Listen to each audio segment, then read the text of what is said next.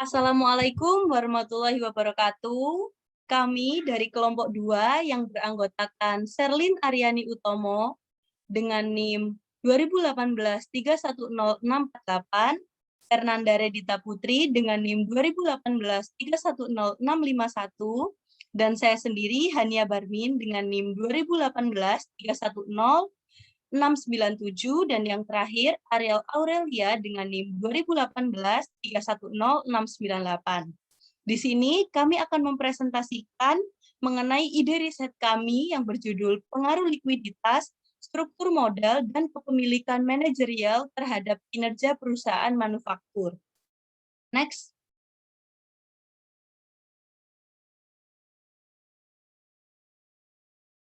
Yang pertama yaitu mengenai latar belakang penelitian.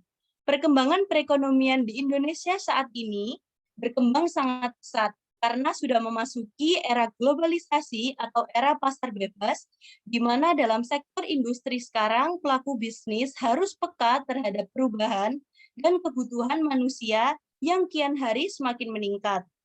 Kinerja perusahaan merupakan salah satu faktor penting yang harus diperhatikan investor sebelum memutuskan untuk berinvestasi. Oleh karena itu, perusahaan harus berupaya untuk terus meningkatkan kinerjanya. Kinerja perusahaan dapat dilihat dari kinerja keuangan perusahaan dalam memperoleh laba. Laba perusahaan selain merupakan indikator kemampuan perusahaan memenuhi kewajiban bagi para penyandang dana, juga merupakan elemen dalam penciptaan nilai perusahaan yang menunjukkan prospek perusahaan di masa yang akan datang.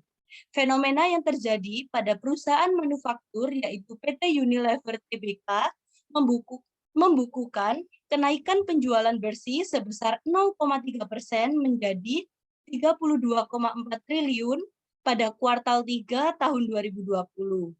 Sampai dengan September tahun ini, laba bersih yang dikantongi Unilever mencapai 5,4 triliun.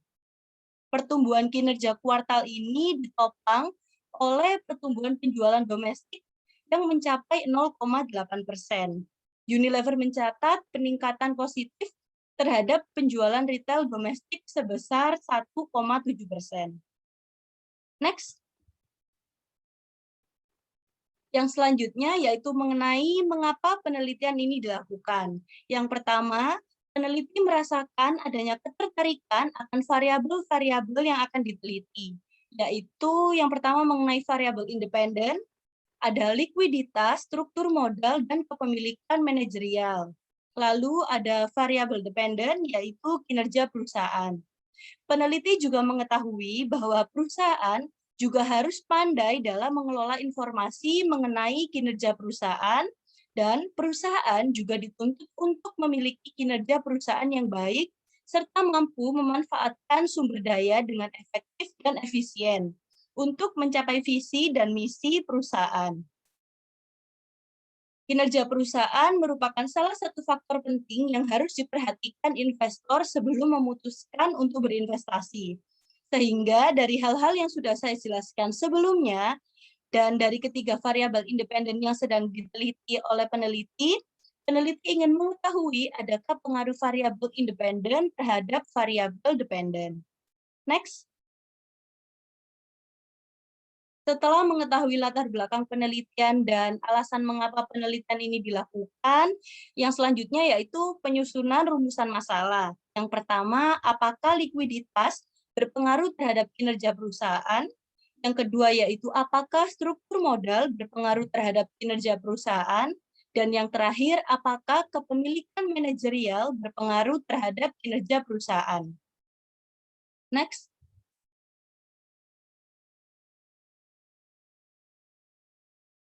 Yang selanjutnya yaitu mengenai tujuan penelitian. Di sini ada 3 tujuan penelitian. Yang pertama, untuk mengetahui pengaruh likuiditas terhadap kinerja perusahaan. Yang kedua, untuk mengetahui pengaruh struktur modal terhadap kinerja perusahaan. Dan yang terakhir, untuk mengetahui pengaruh kepemilikan manajerial terhadap kinerja perusahaan. Sekian dari saya, selanjutnya akan dilanjutkan oleh rekan saya. Baik, terima kasih atas kesempatannya. Perkenalkan, nama saya Ariela Aurelia Visipata dengan NIM 2018-310-698. Jadi, selanjutnya yaitu ada teori yang digunakan. Jadi, teori yang akan digunakan dalam penelitian ini ada dua. Yang pertama yaitu agensi teori atau teori keagenan. Agensi teori dikembangkan oleh Jensen dan Mackling pada tahun 1976 yang berpendapat bahwa hubungan agen dapat terjadi ketika salah satu pihak memberikan delegasi kepada pihak lain untuk melakukan pekerjaan atau memberikan layanan otoritas dalam mengambil keputusan. Menurut Gitman dan Luther 2014, manajer perusahaan biasanya bertindak sebagai stockholders. Pemilik memberikan kewenangan kepada manajer untuk mengelola perusahaan untuk kepentingan pemilik itu sendiri. Hal ini yang menyebabkan timbulnya perbedaan informasi yang diterima pemilik dengan penerima wewenang atau agen. Teori agensi ini berfungsi untuk menganalisa dan menemukan solusi terhadap masalah-masalah yang ada dalam hubungan keagenan antara manajemen dan pemegang saham. Next.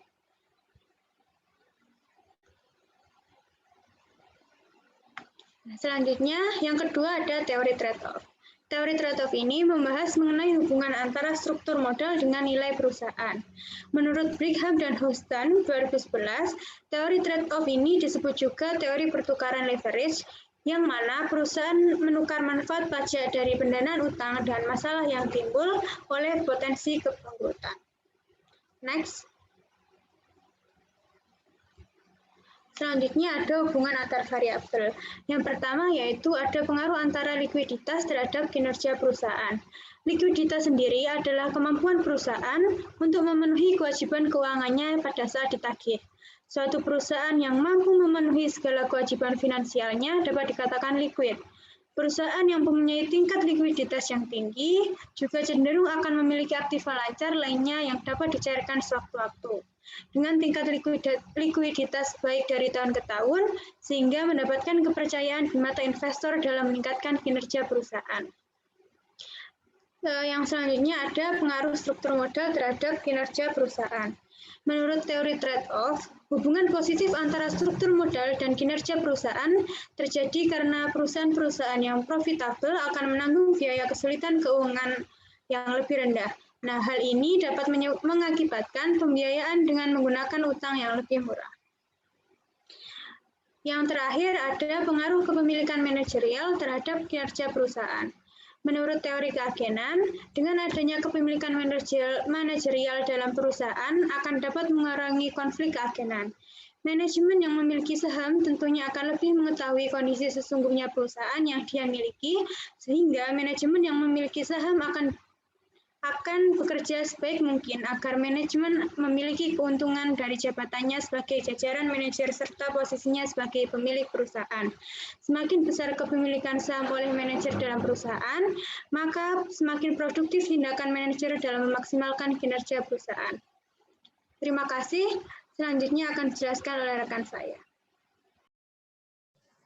Terima kasih atas kesempatannya. Perkenalkan, nama saya Salin Aryani Utomo dengan NIM 2018-310648. Di sini saya akan melanjutkan presentasi dari rekan saya, yaitu ada kerangka pemikiran. Kerangka pemikiran pada penelitian ini terdapat 3 variabel independen dan 1 variabel dependen. Yang pertama yaitu likuiditas sebagai X1, kedua struktur modal sebagai X2, dan kepemilikan manajerial sebagai X3, serta variabel dependennya kinerja perusahaan sebagai Y. Next.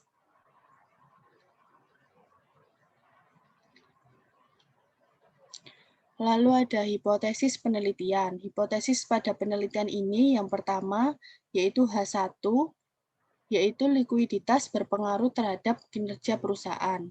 Hipotesis 2, struktur modal berpengaruh terhadap kinerja perusahaan. Dan hipotesis 3, kepemilikan manajerial berpengaruh terhadap kinerja perusahaan. Next.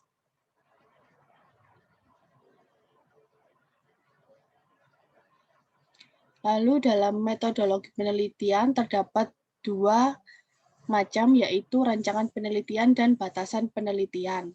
Nah, rancangan penelitian itu merupakan langkah-langkah yang digunakan dalam penelitian agar terstruktur, ekonomis, dan sesuai dengan tujuan penelitian. Nah, pada penelitian ini menggunakan pendekatan kuantitatif, karena penelitian ini merupakan penelitian empiris yang bentuk datanya berupa numerik dan dapat dihitung. Serta penelitian ini termasuk penelitian data sekunder. Sumber data pada penelitian ini merupakan jenis data sekunder karena data yang dikumpulkan didapatkan melalui sumber yang telah ada, yaitu dari Bursa Efek Indonesia. Lalu ada batasan penelitian. Batasan penelitian ialah suatu batasan yang akan dibahas dalam suatu penelitian agar terfokus pada satu ruang lingkup permasalahan. Nah, tujuan dari batasan penelitian ini adalah untuk menunjukkan kepada peneliti mana masalah yang dibahas dan tidak perlu dibahas. Adapun batasan penelitian yang akan dibahas pada penelitian ini yaitu yang pertama, penelitian ini hanya membahas pengaruh likuiditas, struktur modal, dan kepemilikan manajerial terhadap kinerja perusahaan manufaktur. Yang kedua, populasi yang digunakan pada penelitian ini adalah perusahaan manufaktur yang terdaftar di Bursa Efek Indonesia. Yang ketiga, periode penelitian ini menggunakan data laporan keuangan perusahaan. Yang keempat, penelitian ini menggunakan variabel terikat yaitu kinerja perusahaan. Dan yang terakhir, penelitian ini menggunakan variabel bebas yaitu likuiditas, struktur modal, dan kepemilikan manajerial. Next. Nah, berdasarkan latar belakang dan rumusan masalah, variabel yang digunakan dalam penelitian ini adalah yang pertama, kinerja perusahaan. Kinerja perusahaan merupakan suatu alat ukur untuk menentukan nilai keberhasilan perusahaan dalam pencapaian tujuan perusahaan. Nah, semakin besar kemampuan perusahaan menghasilkan laba bagi pemegang saham, maka kinerja perusahaan akan semakin baik. Serta salah satu ukuran kinerja perusahaan adalah return on equity. Return on equity atau rentabilitas modal merupakan rasio yang berfungsi untuk mengukur laba bersih sesudah pajak dengan modal sendiri, yang dapat dirumuskan dengan laba bersih setelah bunga dan pajak dibagi dengan total ekuitas. Nah, lalu yang kedua ada likuiditas.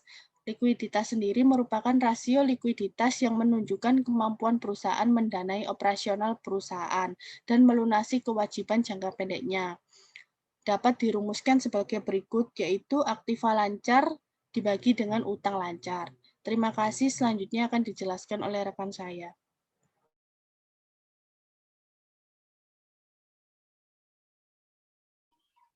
Terima kasih atas kesempatannya. Saya Farhana Rita Putri, NIM 651, akan melanjutkan presentasi dari rekan saya. Selanjutnya, variabel yang kedua yaitu struktur modal. Struktur modal itu menjelaskan bahwa perbandingan antara hutang yang dimiliki oleh perusahaan dengan modal sendiri untuk memenuhi pembiayaan perusahaannya. Dalam penelitian ini, struktur modal itu diukur dengan menggunakan DER atau Debt to Equity Ratio yang dihitung dengan menggunakan rumus struktur modal sama dengan total hutang dibagi dengan total aset dikali 100%. Selanjutnya yaitu kepemilikan manajerial. Kepemilikan manajerial merupakan proporsi saham biasa yang dimiliki oleh manajemen secara aktif berperan dalam pengambilan keputusan perusahaan. Untuk rumusnya yaitu kepemilikan manajerial sama dengan jumlah kepemilikan saham manajemen dibagi jumlah saham yang beredar.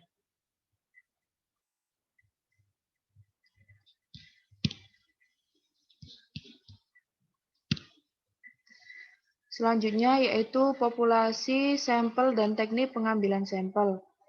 Populasi dalam penelitian ini menggunakan perusahaan manufaktur yang terdaftar di BEI selama periode 2017 hingga 2020. Lalu untuk sampel sendiri menggunakan perusahaan manufaktur yang terdaftar di BEI. Selanjutnya yaitu teknik pengambilan sampel. Kriteria yang digunakan oleh penelitian ini tuh yang pertama yaitu perusahaan manufaktur yang secara konsisten tercatat di BI selama periode 2017 hingga 2020. Yang kedua yaitu perusahaan menyajikan laporan keuangan dan laporan tahunan selama periode penelitian. Yang terakhir yaitu penelitian ini menggunakan laporan keuangan dengan mata uang rupiah.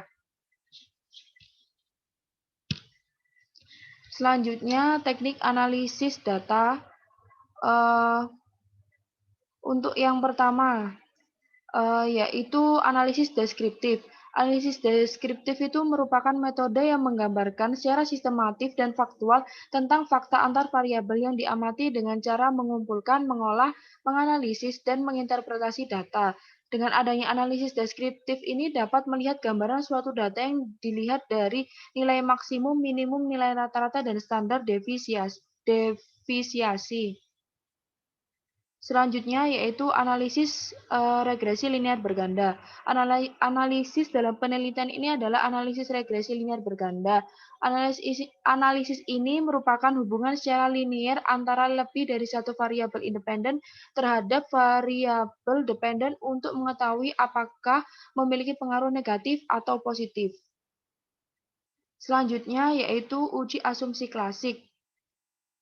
Uji asumsi klasik ini terdiri dari 4 hal, yaitu uji normalitas, yang kedua uji multikolonialitas, yang ketiga uji autokorelasi, dan yang terakhir adalah uji heteroskedastisitas. Untuk yang pertama yaitu uji normalitas, tujuannya yaitu untuk mengetahui pengujian kenormalan distribusi data pada variabel dependen maupun independen. Untuk yang kedua yaitu uji multikolonialitas bertujuan untuk mengetahui apakah model regresi ditemukan korelasi pada satu model antar variabel independen. Model regresi yang baik adalah model regresi yang tidak terjadi korelasi antara variabel bebas. Selanjutnya yaitu uji autokorelasi bertujuan untuk mengetahui apakah model regresi linear ada korelasi antara kesalahan penggunaan periode T1 yaitu periode tahun sebelumnya. Selanjutnya yaitu uji heteroskedastisitas bertujuan untuk mengetahui apakah dalam sebuah model regresi terdapat perbedaan variabel dan dari residual suatu pengamatan ke pengamatan lainnya. Yang terakhir yaitu uji hipotesis. Uji hipotesis ini untuk mengetahui apakah ada pengaruh variabel independen terhadap dependen, yaitu adakah pengaruh antara likuiditas, struktur modal, dan kepemilikan manajerial terhadap kinerja perusahaan? Maka akan dilakukan uji di antaranya yaitu ada 3, uji F, uji T, dan analisis koefisien determinasi. Untuk yang pertama, uji F bertujuan untuk mengetahui apakah model regresi peneliti ini fit atau tidak. Yang kedua yaitu uji T ini bertujuan untuk mengetahui apakah variabel bebas atau variabel independen secara parsial memiliki pengaruh terhadap variabel dependen. Dan yang terakhir yaitu analisis koefisien determinasi yang bertujuan untuk mengetahui seberapa jauh kemampuan model dalam menjelaskan variabel dependen. Terima kasih, mohon maaf apabila ada salah kata. Wassalamualaikum warahmatullahi wabarakatuh.